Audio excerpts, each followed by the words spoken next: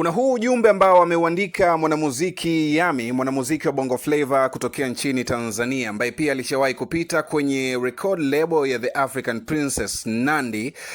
Kwenye ukurasa wake wa Instagram kaandika ujumbe ambao kidogo umeshtua watu wengi na kujiuliza ni yapi mazito ambayo anayapitia mwanamuziki huyu kwa hivi sasa. Yami ameandika ujumbe huu ambao right now naenda kusoma kupitia Sinza TV na uweza kusikia, kuweza kujua nini ambacho anakipitia mwanamuziki huyu kwa sasa. Kwenye ukurasa wake wa Instagram Yami ameandika, mashabiki zangu, naombeni mniombee msamaha kwa mama yangu na baba yangu. Na baba yangu mimi ndio tegemeo, lakini naona siwezi kuishi tena, nimechoka, bora nife nikapumzike. Naombeni msamaha kwa wote niliowahi kuwakosea. Mimi basi tena nimefika mwisho, siwezi tena, bora nikapumzike. Siwezi tena, walai siwezi. Nandy, pia dada yangu, naomba nisamehe popote niliwahi kukukosea, siwezi. Huu ni ujumbe ambao ameuandika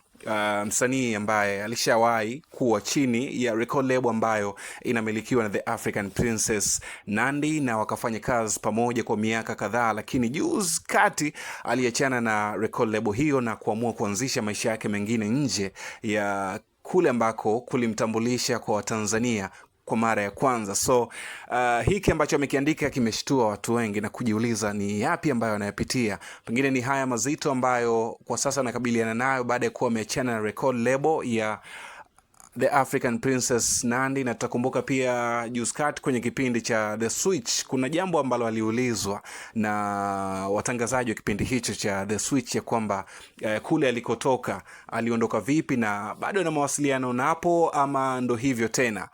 Aliangua kilio studio na watu wengi akajiuliza kwa nini amelia, lakini leo kaandika ujumbe ambao pia umeshtua ama umeibua hisia za watu wengi na kujiuliza ni yapi ambayo Yami anayepitia kwa sasa baada ya kuwa ameachana na record label ambayo ilimtambulisha kwa Watanzania kwa mara ya kwanza. Hii ni Sinza TV, asante kwa kuendelea kutufuatilia, lakini kukumbusha tu kwamba usisahau kutembelea mitandao yetu ya kijamii Instagram, Facebook pamoja na kule mjini YouTube ni @Sinza TV.